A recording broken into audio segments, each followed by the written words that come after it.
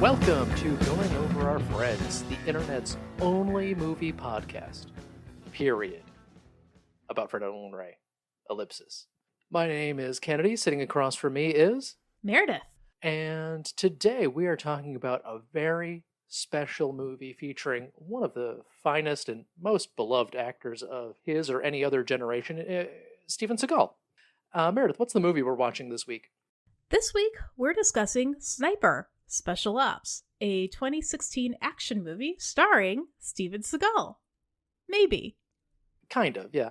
Is this part of the famed series of movies called Sniper?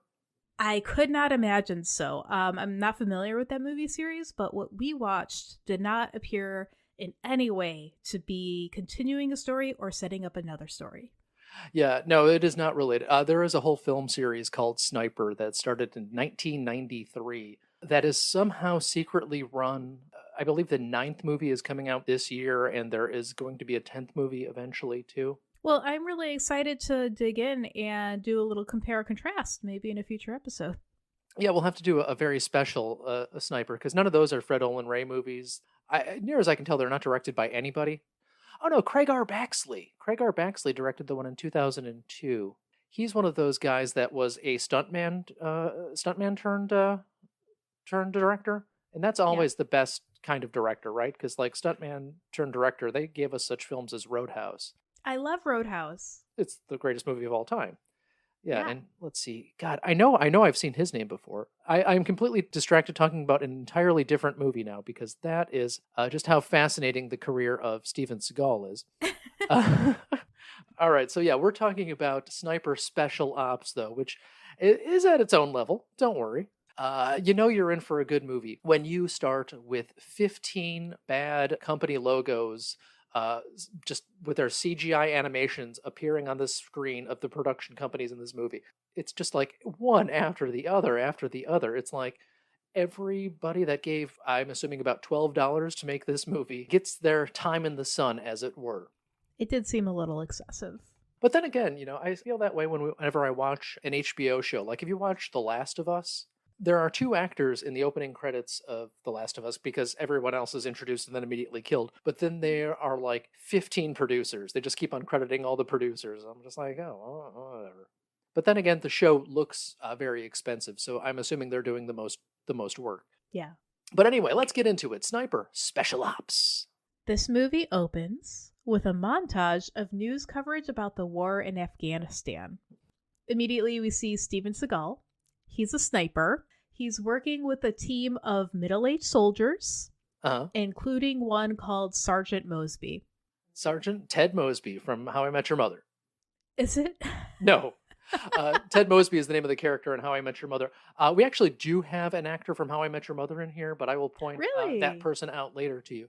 Oh, looking forward to that. Yeah, so it's promoted as a Steven Seagal movie, but it's really Vic Mosby, not Ted Mosby, is the main character of the movie, who's played by a guy named Tim Abell. And Tim Abell is actually a former Army Ranger who he's also a trained ballroom dancer. And he has had this career that is mostly Fred Olen Ray movies. Like he's in Attack of the 60-Foot Centerfold, he's in Masseuse, he's in Fugitive Rage, he's in Rapid Assault, he's in some movies directed by Christopher Ray, Fred Olen Ray's son, who we've talked about before. Yeah, he's also in some Jim Wynorski movies. He's in Hybrid, which was a remake. So Hybrid we should do too, because that's a 1997 movie. That's a remake of a 1987 movie called Creepazoids, which was made by David Dakota, who's another name that shows up on this podcast a lot. Okay. So it's so like it's a not B movie. About hybrid work. No, it's a B movie remake of a B movie from 10 years previous for some reason. Like the direct to VHS became a direct to DVD movie. But anyway, I've interrupted way too soon. So yeah, we've got Steven Seagal, who is sitting in a chair doing nothing. He doesn't even stand up until I think the 13-minute mark. Right, because he's sniping. He's sniping. That's right. Sniping. Yes. So the opening scene is, it's wartime. Yeah. And Steven Seagal kills a couple of armed men. Yep. And his team, not Steven Seagal, who's sitting down sniping, the team searches the area and they're looking for something that they refer to as, quote unquote, the package. The package. Exactly. So definitely want to pause for a super quick second and say that although I was never in any branch of the armed forces, I do know that the soldiers who are typically sent on missions on the ground like this are much younger. And that you really wouldn't see a team of middle-aged men unless they were highly specialized in something. And then we would be in a heist movie, which we're not. Yeah, Tim Bell is old as balls. Like, I will say he looks good for his age because I looked up how old he is, and he is shockingly old. Like, Really? he doesn't look like a young man, but like, let's see. Well, this movie is a few years old, so I was thinking he was in his 40s. He is currently 64 years old. Oh, wow. Yeah, so that means he's in his like mid 50s. Well, he looks really good for mid-50s. Yeah, he looks great. And Steven Seagal, I mean, he is, speaking of somebody who's ancient, Steven Seagal, I think, is pushing 70 right about now. Yeah. Yeah, so definitely it's like the Broadway version of a movie where, you're so far away you can't see how old the actors playing the teenagers really are. Yeah. Okay. Yeah. So Oh yeah, no, Steven Seagal is age literally aside. 70 years old. He turned 71 this year. So in this Oh, movie no he's like kidding. in this movie he's 65 then. So he is Yeah. a senior citizen sniper. So he needs his Oof. cheaters onto sniper. He's wearing sunglasses throughout the entire film. Yeah, he doesn't ever take off his sunglasses. And he's got the full, like, dyed black goatee and a hat on, so it's like he's in disguise the entire movie. Yeah, yeah. So back to the plot. Black to the plot. The package turns out to be a congressman named Stanford Cooper, who has been held hostage. The soldiers attempt to evacuate, but they're ambushed by terrorists. There's a gunfight that lasts several minutes. Several of the soldiers are hit, including Steven Seagal's sniper partner. Okay, so for those who don't know, and I'm going to pretend I'm an expert here, a sniper needs a sniper buddy. Yeah. One person who's like giving the wind speed and other technical things so that the person with the gun can actually hit their target. Yeah. This crucially prevents Steven Seagal and his buddy from reaching the rest of the group. So the rest of the group, their priority here is to get the congressman out. And so they do that. They can't wait for Steven Seagal and the buddy. So Steven Seagal and the buddy are left behind. A couple of things here. So Rich is the name of his buddy. His played by a guy named Daniel Bucco, who is the only guy that seems about age appropriate in this movie because he's a young guy. Youngest person on the cast. Youngest person on the cast, and his background is mostly an ADR actor. What is that? What's ADR? It's additional dialogue recording. It's also called like looping. So he will do like either background voices in a crowd scene or dub somebody's line that can't properly hear. So he did a lot of work on things, like iCarly, to give you an idea of how old he is. So that's him. Cool. So he spends most of the movie lying down, half dying. Yes. And then, did you spot? I thought he was going to have a bigger part when I saw him. But they build up this congressman, especially after the big action scene, is like, oh, well, he's anti-war and he wants to kind of defund the military and stuff like that. And I thought that was going to be the plot of the movie. They make a big deal about it. They make a big deal of it, but no, it's not at all. But did you see who he was played by? No, just generic kind of sweaty, exhausted guy. This is another appearance by our friend Jay, aka John Henry Richardson, who was Jack Chandler in Hollywood Chainsaw Hookers, who was in Alienator, who has shown up in half the movies we've seen. Yeah, he's just like the right-hand man of Fred Olen Ray. He just shows up in all of these movies. How embarrassing for me to not recognize him. I think it just means he's a good actor. He's a chameleon, this generic-looking white dude. Yes, truly. He was completely believable as a congressman. Well, I mean, he's white and old. What else do you need? You don't even need to be good looking. Okay. That's the end of the first kind of opening set of scenes. And now we cut to the army base. Because this is the army. It's not Marines or anything, or army. We're now following a woman named Janet Conrad, who is a war journalist from NATO. And she's arguing with a guy who's a colonel. Because as a journalist, she wants to do a ride-along on a mission, and the colonel's like, no, it's dangerous, and I'm not going to let you off the base. So just then, the soldiers arrive to the base with a congressman and an injured soldier, like one injured soldier who got out survived. Yeah, he was blinded. He got hit with a ricochet or something like that, which exactly. will not come to be important later. No, not at all. No. He's injured soldier number one. So Janet Conrad, being a journalist, has her camera and she starts snapping photos, as journalists do in war zones. And the soldiers hate this. and Sergeant Mosby steals her camera's memory card. So that sets up their relationship.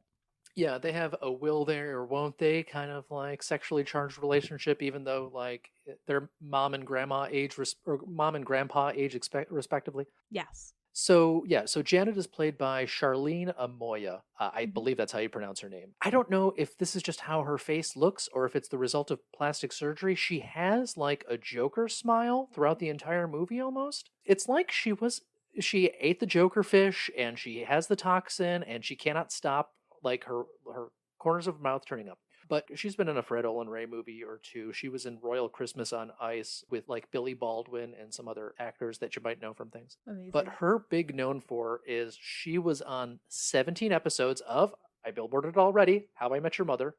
She was Wendy the waitress on How I Met Your Mother. She was one of the people that worked at, I believe, McLaren's bar in that. So she popped in all the time.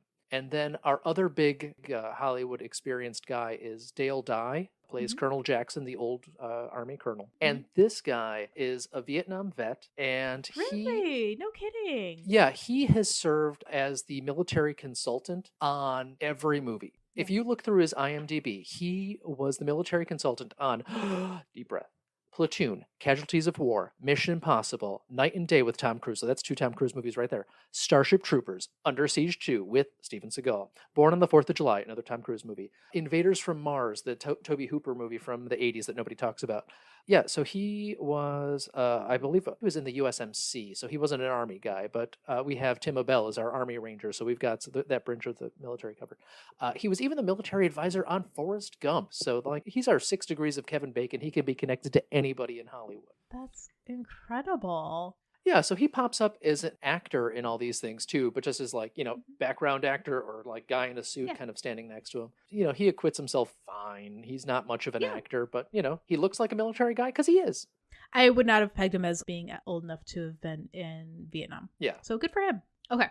So we have to keep the plot moving along. So Janet immediately apologizes to Sergeant Mosby, and they start to have a friendlier conversation on purpose so that Janet can deliver a ton of exposition. Because we didn't have a title card. I know. No more time.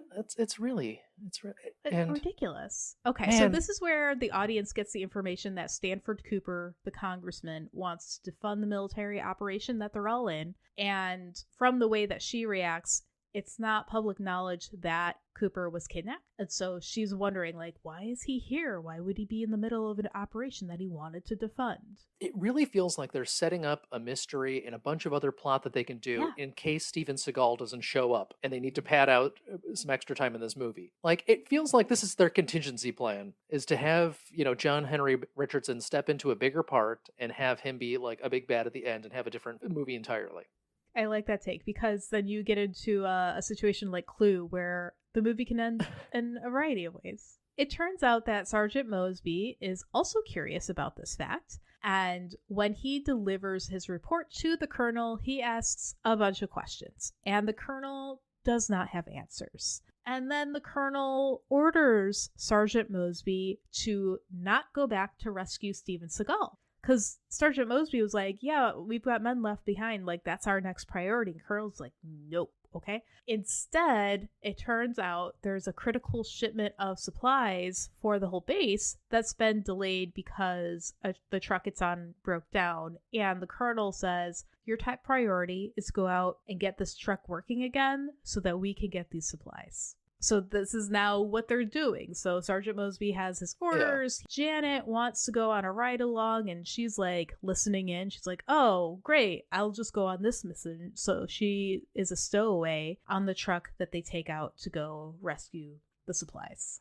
Oh, yeah. And we know all this because the guy Bashir has like walked from the caravan that was attacked and tells him that there's an empty truck. So we're like not sure if we should trust this guy and stuff like that. Yeah, he's like a local guide. Yeah. And that guy is played by a man named Anthony Batarsi, who is another ADR guy. He worked as an ADR guy in like Grey's Anatomy and Batman v Superman, Dawn of Justice. And it's really funny that he's an ADR guy because when you first see him, his first scene, he just stands there next to Dale Dye and doesn't say anything. And I'm like, is he going to have lines, but then he ends up having lines throughout the rest of the movie. So I guess that's fine. Whatever. It must have been edited out, right? Because they had to make this movie a tight and lean runtime, right? Or they didn't let him see the script yet, and Dale Dye was like, I can just do all these lines. It's fine. You don't have to memorize anything yet. Here's your situation, Bashir. Ad lib. I want to make sure we discuss all the important actors that we've been introduced to so far. And we have not talked about the second most famous person in this movie yet. Behind No? Steven Seagal, this title is Seagal and Van Damme on the poster. And Van Well, Damme is I would say in our defense, Van Damme hasn't really had a meaningful role to this point in the film. Yeah, I mean, he kind of has. He's just kind of standing around pretending to be a military guy. But the Van Damme is not Jean-Claude Van Damme, but a man who was named Rob Van Damme because he looked like Jean-Claude Van Damme early on in his wrestling career. Mm. You remember Rob Van Dam from like 20 years ago because we went to see Spider-Man or something in college as a group, and our mutual friend Laura insisted that on the way there or the way back, we stop at a 7-Eleven and get a purple Slurpee in a Rob Van Dam cup.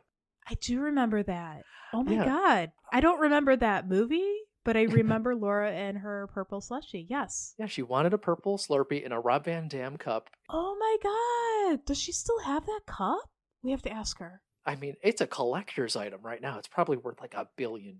Whoa, that was buried deep in my memory. Okay. Yeah, so Rob Van Dam, for those of you who don't know, was a wrestler who was famous for being in ECW, and then when ECW folded, he was in the WWE. He's one of these guys that was like a wrestling super fan even when he was a kid. He made his first appearance in WWF in one of these like skits with the $1 Million Man, where the $1 Million Man would be like, oh, if you can dribble this basketball 10 times, I'll pay you $100. And they would dribble the basketball 9 times, and then the $1 Million Man would kick the basketball away. And he was one of the kids that did that. And he was, at one point, the champion of ECW and the WWE at the same time. And that is when he got pulled over for speeding, and they found a bunch of drugs in the car. Oh, yikes. But because this was, 15, 20 years ago, the drugs in the car were, half an ounce of weed and some... Yeah, because meth wasn't really like a big thing. He just had a bunch of weed in the car and some Vicodin that he had a prescription for. It would be the biggest nothing burger now. And plus, it's Rob Van Dam. His wrestling character is that he is a stoner. He is a stoner who also does kickboxing and acrobatics for some reason. Yes. Which makes him the perfect person to play somebody in the military, this acrobatic stoner. He's a flippy guy, like you do in the military. Back to Sniper. Back to the plot. We should probably talk about this movie, yeah. From the beginning of the film all the way through learning about this stranded truck of supplies. Supplies! We haven't seen anything from Steven Seagal. And now we go back to Steven Seagal. Oh, yeah, we do. He's pretty much where we left him. He's holed up in a building with his injured partner. They're hiding from the terrorists that had ambushed them. It looks like a village that's essentially a ghost town except for these two guys and the terrorists. Yeah, it doesn't look at all like a set. And every time we see terrorists, they're guys in ski masks, so we can't see that they only have like 2 brown people in this whole shoot and just a bunch of white dudes in ski masks. Yeah. All right. So it turns out that the partner, you said his name was Jake? Rich. The thinking man's Jake. Got it. Turns out that the partner, Rich, has a spinal injury, so he can't walk. Steven Seagal's stand-in carries him up 2 flights of stairs. Like, anytime you see Steven Seagal's character moving, it's from behind, and it is not Steven Seagal. And Steven Seagal is either sitting in a chair or awkwardly wandering around holding a gun with a drunken Lon Chaney Jr. On the set of a TV show. Makes you wonder if he was having some sciatica or other injury, because he's definitely just seated or standing still. But the character goes out to get a medical pack and some water. So this tricked me into thinking that this was important to the plot somehow, because he gives Rich a pistol. He's like, okay, I'm not going to be gone too long, but just in case, here's a pistol. Rich says a few lines. He's like, I'm gonna be fine, ha ha ha. And I was like, yeah, okay, they're setting him up to have like an epic standoff where he heroically tries to defend himself with a pistol. That's a nothing burger. None of that happened. And then we just cut back to the rest of the characters, which is where the movie is actually happening. Sergeant Mosby, some other soldiers, Bashir, their guide are in a truck driving out to the broken down supplies truck. And they're wary of a potential ambush, so when they arrive, they're like really cautious. While they're being cautious in their approach, Janet hops out of the back of the truck, reveals herself, and she starts taking photos. And Sergeant Mosby is like, "What are you doing? What is your problem?" Janet is really just like a child, or what the Yeah. story needs her to be. She is the most inconsistent character, both on the page and in terms of performance. Like, you don't know what the fuck you're getting from her from scene to scene. She is just the worst character. Exactly. It just poorly used. I mean, women, am I right? That's pretty much what this movie is saying, I think. So the whole scene is a nothing burger because it's not an ambush. They spend minutes on this scene for no reason. Turns out is that there's the broken down supplies truck, and there's an extra surprise in the supplies truck, and this extra surprise is a woman and infant child. Yeah, we have a second female character named Jada? Oh, I don't know if I caught her name. Yeah, I don't know if it's a twist or not, but she's revealed to be the daughter-in-law of the big warlord in the area. Yes. And we're also introduced to Tyler. Tyler. You don't care about Tyler at all. Is Tyler important? Tyler is Jason Shane Scott, who is he has a very good career as a shirtless dude in David Dakota movies. See, we talk about David Dakota again.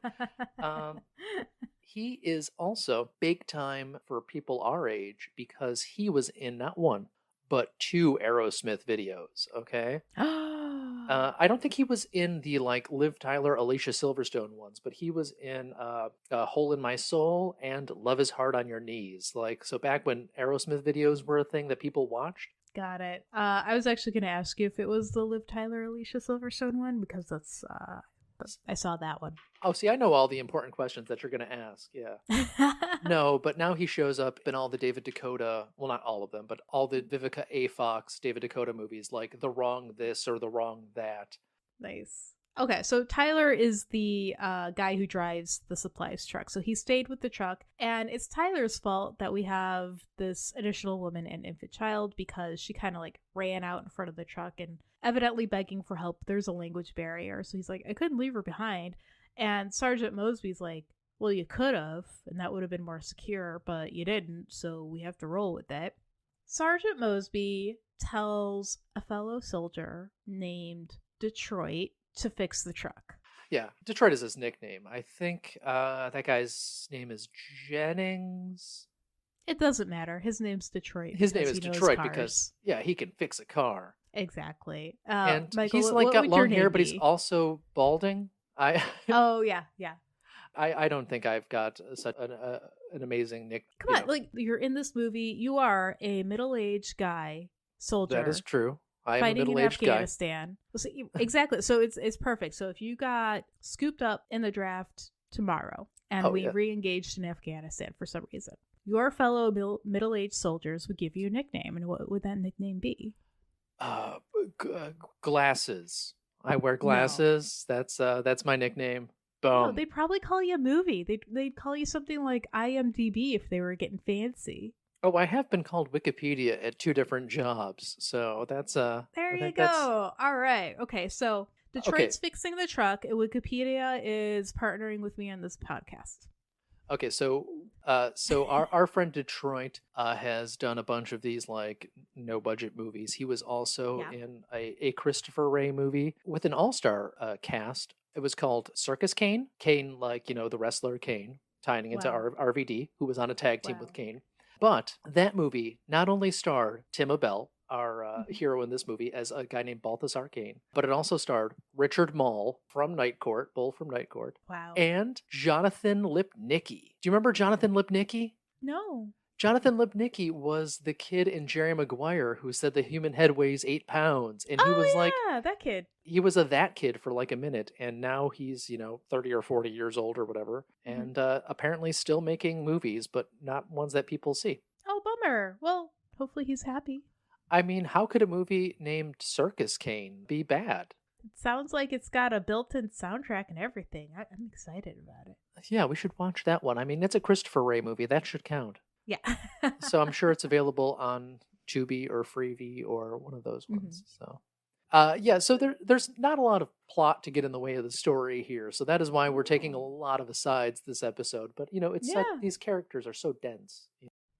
Okay, so while Detroit is fixing the truck, Sergeant Mosby directs Janet and Bashir to find out what the Afghan woman's deal is.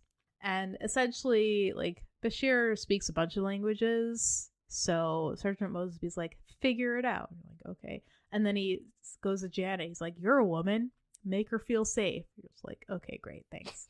Um, so they're, doing this for a while, and then there's suddenly an ambush from the surrounding hills. And for reasons, the supplies truck is full of fuel, not in a gas tank, other containers in the back of the truck full of fuel. So they're immediately under some pressure of like, we need to defend this truck at least well enough not to get blown up. Yeah. There's a little bit of a tense action moment when Mosby sends one of the other soldiers to go get the other truck because they parked it kind of, I don't know, like a block away or whatever, far enough away. Far enough away to like run away from an ambush, basically. Yeah. So the guy has to like go reach the other truck and drive it so that it can act as a shield for the supplies truck. And, the guy gets shot. There's a little bit of like tense actiony stuff. Yeah, Tyler gets killed and Detroit gets shot, but he just can't walk for a scene and then he's fine after that. Like, I think he like immediately recovers because he hides behind a chest high wall like in a video game and is completely recovered. Yeah, that's how bullets work. Yeah, except for when Janet gets shot and they make a big deal of it and they have to like tend to her wound later, right? Exactly. Yeah. So Janet's in this gunfight. She, what did Janet do? So they hand her like a pistol and she goes bang, bang, bang at the bad guys. Turns out she's an amazing shot for reasons. To your point, like she's what the movie needs her to be in the moment. So she gets a couple of them. It's fine.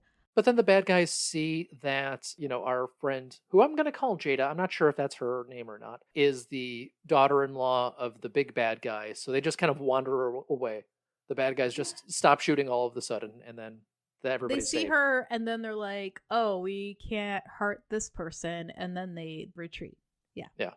Okay, but yes, you mentioned Janet has been shot a little bit. This is the proxy naked scene of this film. Yeah, because you see her bra. Right. So she has like a graze wound on her rib cage, and in order for another person to dab gently with a cotton ball at this graze wound, she has to pull up her shirt all the way over, like, to reveal her bra, which is unnecessary, and they really do linger on this scene a lot more so than they linger on anybody else's injuries, including that soldier away at the beginning who had like this terrible face wound that blinded him. Well, also, she doesn't seem very particularly phased by being shot. Like some scenes, she's like a child who has no idea what's going on, but here she's like, "Oh yeah, it's okay. I was just grazed." Like she's a 30-year veteran of Vietnam. Maybe it was supposed to be a bazillion different characters, and they just cut the budget. Yeah, God, I wonder what the budget of this movie is. Yeah.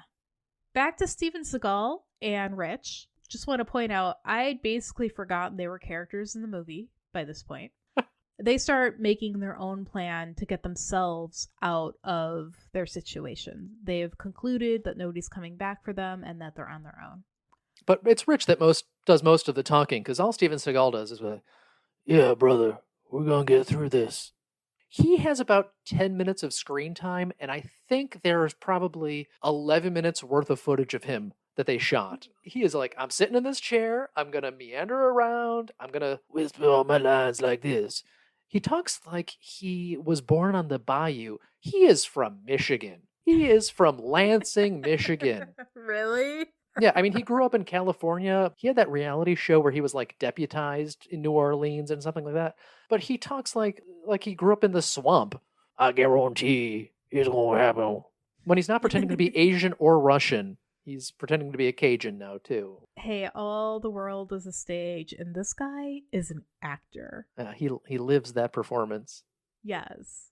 The gunfight's over. Mhm. And now that they are not being shot at anymore, Bashir goes back to trying to find out what the Afghan woman's deal is. And this is when the characters find out that she's the daughter-in-law of the Taliban's current leader. And they peg the baby as this guy's only grandson, so very valuable in a patriarchal society. Sorry, we didn't even mention she's been carrying a baby this whole time too. But yeah, there's also a baby.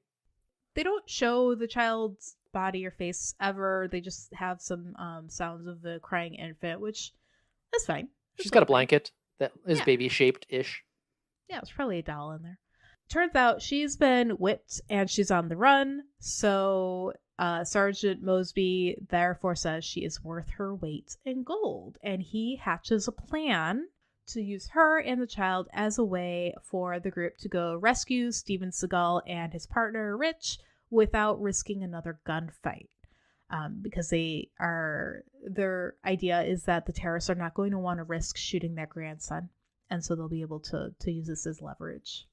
Yep. All right. So the group splits up. Sergeant Mosby, Vasquez, Rob Van Dam, the woman and the baby, and then everybody else. So we're really just following Mosby and Vasquez right now. They drive right back to the village where Steven Seagal and Rich are holed up, and they are met by a group of terrorists, plus the Taliban leader himself. And I'm going to be really honest here. I kind of lost the thread of the plot while watching because Mosby and Vasquez start planting little boxes all around, and I was like, what are you doing? Yeah, they're like either time bombs or like they've got detonators or something like that. Because part of the supplies in the something. supply truck were detonators and explosives, along with gasoline, and along with I think MREs that just look like Nutrigrain bars. Yeah. So yeah, they plant those around, and they he very carefully covers up things with like, oh, here's a piece of newspaper. I'm going to put this over this bomb I planted. No one will see it. You know, it's just Afghanistan things. Yeah. But now we're kind of like in the on Main Street, right? If we're gonna use like the cinematic language of a Western, which is what this movie is doing. We're on Main Street. The Taliban leader comes out. He's like grandpa aged, but you know, like 40. And then Mosby, they like meet in the center of the street to arrange for an exchange. And Mosby's like, "What are you gonna give me in exchange for your daughter-in-law and the baby?" And Mosby's like, give her to me now, and you guys can go with your lives, and that's it. Ha ha ha ha ha. And Mosby's like, okay, but it's a fake out. Yeah, so they hand over the daughter-in-law and the baby, and they walk over there, and Rob Van Dam was apparently not in on this plan, because he's like, Mosby, what are you doing, man? So the daughter-in-law and the baby walk over to our main bad guy, and then, what? It's a trick! And it's Wendy the waitress from How I Met Your Mother the entire time, just wearing a headscarf. She kicks the head terrorist in the balls, and then the baby is secretly a bomb that she carabiners to the terrorist so he can't pull it off. Then she runs away, and the head terrorist explodes. Yes. And 10 out of 10, best. Okay, but we still have to wrap up the rest of the movie. So, okay, the leader of the Taliban explodes. I think his name is Abdul. It doesn't really matter now because he's exploded. It doesn't matter. They just picked it. What's a name that sounds like it's from the Middle East? And they also, like, nobody's trying to go around with an accent either. These are all American actors with their American accents, which... And once again, there's 2 brown people in this movie. Maybe, 3, I guess. We don't really get a good look at the daughter-in-law because she's wearing a headscarf the entire time. But I think that's 3. Yeah. Okay, so a firefight ensues with all the rest of the terrorists in the whole vicinity. Steven Seagal, who, reminder, he's actually a sniper. And he's in this movie. It's the same movie as the other people. Can you believe that? Just amazing. So he helps out. He's like sniping.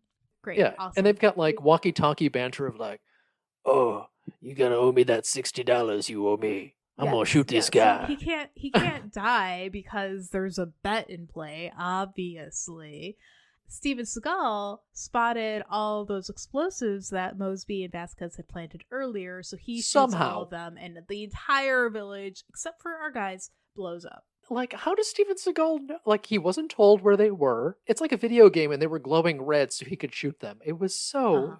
It's just like, Oh. Uh-huh. Again, my theory is that this movie was written so that you could lift Steven Seagal out of it at any point in case he decided to no show.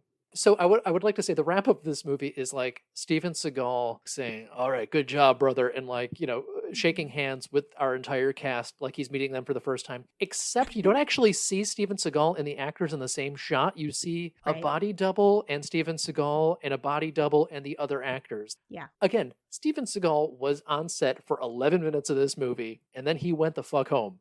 This is the first Steven Seagal movie that I've seen since going to college, so it's been 20 years, and my memories of Steven Seagal's bad movies were, the local TV station would play on Saturdays afternoons, which were older films, so that means Steven Seagal's films from the early to mid 90s. And this was a huge turnaround from that. He's not very mobile. He's 65 years old. He's got a black dyed beard. He doesn't even show his face. I mean, he doesn't like enunciate. Like he's just kind of a rock sitting there. He's like it's like watching 80-year-old Charles Bronson in the like old movies. It was really bad. But I will defend his older movies as completely enjoyable trash. Like he directed and starred in On Deadly Ground, and that movie is bananas. And like we could do that as a special episode, like a non-Fred Olen Ray. That movie, On Deadly Ground, it stars Steven Seagal, Michael Caine, John C. McGinley from Scrubs, Arlie Ermey, Billy Bob Thornton. It's great. That sounds good. Yeah, it's dumber than a bag of hammers. I've always enjoyed Under Siege and Under Siege 2, which are just, Die Hard on a boat and Die Hard on a train as well. Yeah. And him doing his like really corny Aikido. He's like you really want to compare him to Chuck Norris. Because Chuck Norris also can't do anything. Chuck Norris can do karate and it's impressive, but like he cannot act. He has no screen presence. And like Chuck Norris has this weird kind of high southern voice where he kind of sounds a little bit like Beverly Leslie when he talks. So he puts on this like, gruff thing. And Steven Seagal's pretty much doing that, only his martial arts is not good either. So he's really just nothing. Nothing is there. Yeah. What would you rate Sniper Special Ops in production value? Oh, God. I couldn't see like dolly tracks or a lot of like the crew visible or anything like that. They got like authentic looking military equipment, even though there wasn't a ton of it. Like the MREs looking like Nutrigrain bars were probably the lowest point for me. I'm going to say a solid 6 out of 10. It was fine. 6 out of 10. It was completely fine in terms of that. How about sense making? In terms of sense making of plot, it all makes enough sense because there is so little happening. Because Steven Seagal and his buddy are shooting people. One of them gets hurt. They sit in a room and wait for people to come. And the other one is like, we got to go here and get this thing. We get this thing, and then we go here and get this thing. So that's all fine. I feel like the thing that makes the least sense in this movie is Janet, whose character is a badass warrior and an idiot child and a useless girl, but also a sniper all at once. Mm-hmm. So I'm going to say 6 for that too. Okay. I could probably be more generous with that, but it only makes sense because nothing is happening. And also, you lose points for Rob Van Dam both playing a soldier, which he does not seem like, and playing a guy named Vasquez when his last name is like Zatkowski or something like that. You don't think he looks like a Vasquez? No, this guy is very Polish looking to me. I don't know. That's probably racist. I don't know. He does not look like a Vasquez at all. Yeah. How about effort? Oh God. All right, we're going to split this up. Yeah. Because I think a lot of these people are giving an 8 out of 10 effort. Mm-hmm. They're doing a great job. And I think Steven Seagal is giving a 1 out of 10 effort. So it was equally hilarious when he was just sitting down and not doing anything for most of the movie. But anytime he did wander around, he was just kind of like holding the gun haphazardly and firing at random. It looked like they were just doing a run through and he was going to give the bigger performance later. It's like the first rehearsal. They were just doing the blocking and they just decided to put that in the movie. So yeah, so we balance that out for a 4 out of 10. Steven Seagal is dragging down the whole class. Okay. 1 out of 10 for Seagal, 8 out of 10 for everyone else, balancing out for an overall 4 out of 10. Yeah, I feel Okay. like that's fair. All right. Wrapping it up, entertainment value. I don't know. I kind of enjoyed this movie. Very little happens, but it's interesting enough that it's not very boring. It doesn't last long enough to be boring. They actually go through and have the like pulse pounding music, like dun dun dun dun dun dun, during the action scenes to make them seem somewhat more exciting than Critical Mass, which was just boring action scenes. The action scenes, however, are filmed with no sense of geography. So that first action scene, I have no idea who's shooting at what, where anything is. But let's clip a bomb that it was pretending to be a baby onto the bad guy and blowing him up after kicking him in the balls is so funny to me that I gotta give it an 8 out of 10. I could not stop laughing. It was great. Steven Seagal's anti-performance is so enjoyably bad. So there's a lot to really enjoy in this movie. I think probably guiltily, but I can't tell the difference. Guilty enjoyment is still enjoyment. So yes, 100%. That makes sense to me. 4 out of 10 for effort, 6 out of 10 for quality / production value, 8 out of 10 for entertainment, and 6 out of 10 for sense making. All right. Look at how nice I am to Steven Seagal. You are quite generous with this movie. So I guess this was planned to be our big season finale. So we'll have to wait in and see the response to other episodes, and then see. Maybe we'll do a special or two before we launch a season 2 or anything like that. And, if we get any letters or anything like that, we can do a mailbag episode in between too. And yeah. Well, this has been a lot of fun. I know. This has been fun.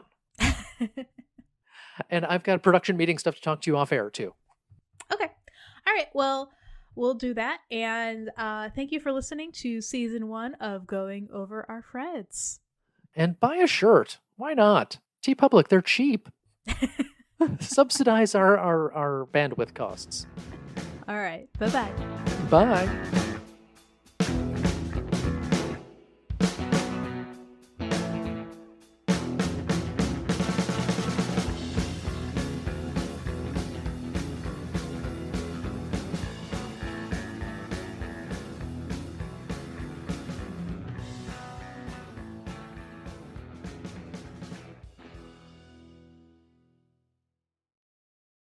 Going Over Our Freds was created and produced by us, Michael Kennedy and Meredith Halsey. Our theme was composed and performed by Justin Nozick. Find more music for him at Bandcamp. Search for The Plague Physicians. Artwork by Michael Kennedy.